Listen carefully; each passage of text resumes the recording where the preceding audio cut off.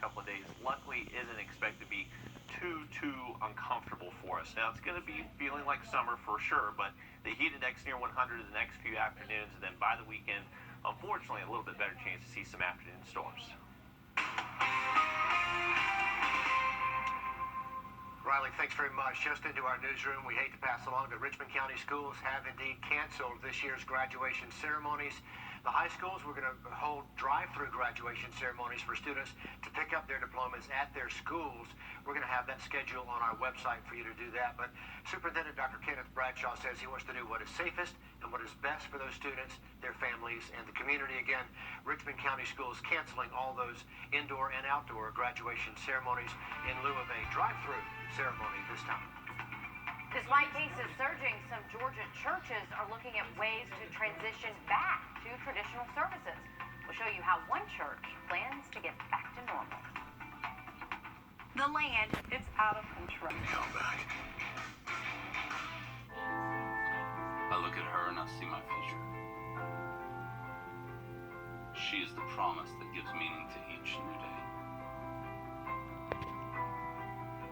Her love holds us close and guides us.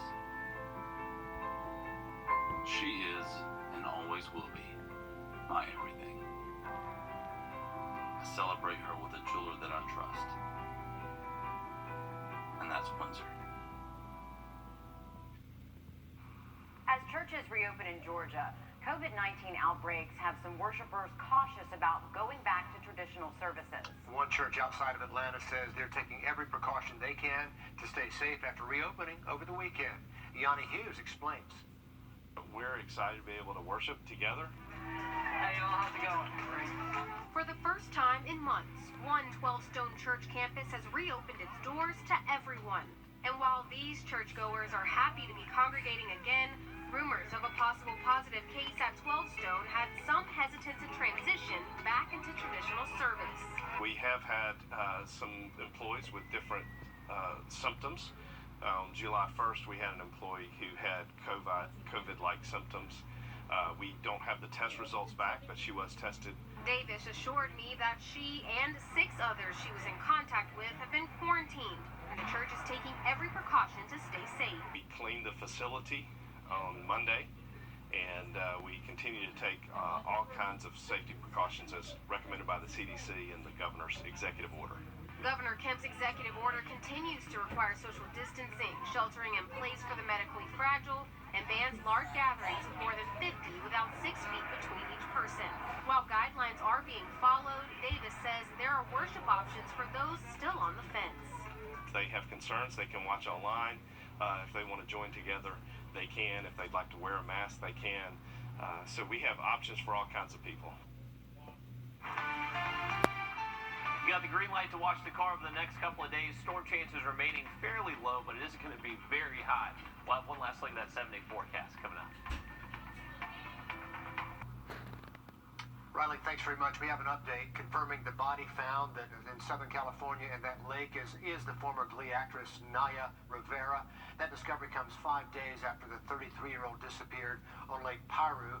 She went to the lake last Wednesday, rented a boat with her 4-year-old son on board. Her son was later found on the boat by himself wearing a life jacket, and they found another life jacket right there on the boat. The body is now flown to the coroner's office where there will be an autopsy. DC's football team is officially positive cases of coronavirus in South Carolina. 13 people died, including 4 from Orangeburg. In Georgia, another 3,600 cases in the last 24 hours. 25 people have died. And that got us wondering if it's more dangerous to be out now than when we were on lockdown several months ago. News 12's Sydney Heiberger went to find out. South Carolina hit new records of daily new COVID cases this weekend, and Georgia's growth is not far behind. Right now, AU Health says they only have 2 COVID ICU beds available. The good news, they do have a plan, but they say the public needs to do their part. When you see how sick these patients are, certainly them nor their families would say that this is a hoax. Is it more dangerous to go out and about now than it was when we were in lockdown? Yes, it is. 2 COVID ICU beds left at AU Health. We're getting to the point of reaching ICU capacity. 3 at Doctors and University Hospital is working on shutting down another ICU specifically for COVID patients due to lack of beds. We have a plan in place where we could go to 100 ICU beds if necessary. Of course, we would have to look at what else we displace. Every facility in the state of South Carolina and Georgia needs to be concerned about bed space. And it is true. The rate of new cases is rising much faster than the number of hospitalizations and deaths. I think a part of why we're seeing more positives is that we are doing a lot more testing, so it goes hand in hand. But both experts agree statistics like the low death rate may change if we don't change our risky behavior. As if we get to the point where we overload the healthcare system, we don't have enough of those supplies, or we don't have enough beds, or we don't have enough of everything else, that mortality rate will likely climb because we're not able to maintain such a high level of care. And Dr. Cool told me even though these numbers are scary, he says we don't need another lockdown. These numbers can be controlled if people would just wear masks, wash their hands, and socially distance. Reporting in Augusta, Sydney Heiberger on your side.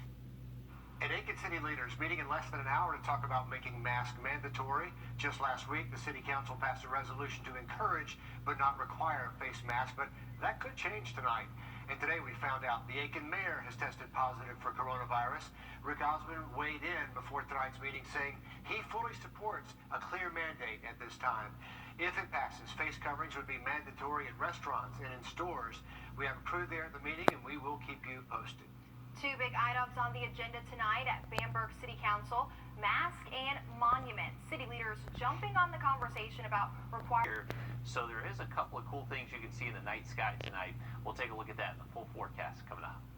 Thanks a lot, Riley. Cases are surging a month before kids are scheduled to go back to school. Many parents are still making that decision whether to keep them home or send them to campus. News 12's Kennedy Harris spoke with a local infectious disease expert to get his take. Parents are concerned about sending their kids back to school, but it might not be as big of a risk as you might think. So far, the medical studies have shown that the kids have less incidence of the disease, and they have less risk of getting disease, they have less risk of transmission. So having known that fact, that gives us a comfort that Dr. Tariq Patel is a local infectious disease expert. He thinks kids can go back to school safely with certain guidelines in place. schools should make sure the teachers have access to masks, social distancing, hand sanitizers, and clean workspace, that nobody is exposed to that workspace. And if we have all those measures, then we can safely open the schools. Still, with so much unknown, parents are struggling to make a decision so soon. We looked at the deadlines to sign up for virtual school for our local districts. Columbia County's deadline has come and gone. It was July 1st. Richmond County, July 20th. Aiken is expected to release their final deadline tomorrow. And Edgefield is choosing to wait to release a plan until they get closer to the start date. Dr. Patel says right now, opening schools would not overwhelm hospitals. We can take a comfort in opening and handling any new cases that could potentially come from the school district. He also says schools should consider testing staff periodically throughout the year to avoid potential spread. I wouldn't be sure about testing all the kids given the fact that the numbers in the kids are pretty low. But for parents, the decision remains tough. Kennedy Harris, on your side. And to find out more about those plans for those districts Kennedy mentioned, you can visit our website. 3 of the state's largest teacher groups have joined forces to share their concerns. The Palmetto State Teachers Association, the South Carolina Education Association, and SC for Ed sent a letter to the governor, state superintendent, and lawmakers. They say there are 2 things in the task force's recommendations they would like to see addressed, like fully funding equipment for distance learning or PPE for in-person instruction, and wanting clear standards and expectations from the State Department of Education for school districts. We think it's critically important as an organization that our political leaders in this state remember that plans for reopening in-person instruction should not be a political issue. This is a public health issue. The letter also thanks the state for all the work they've done over the last few months. Checking the latest numbers from our local hospitals now. University Hospital just added 106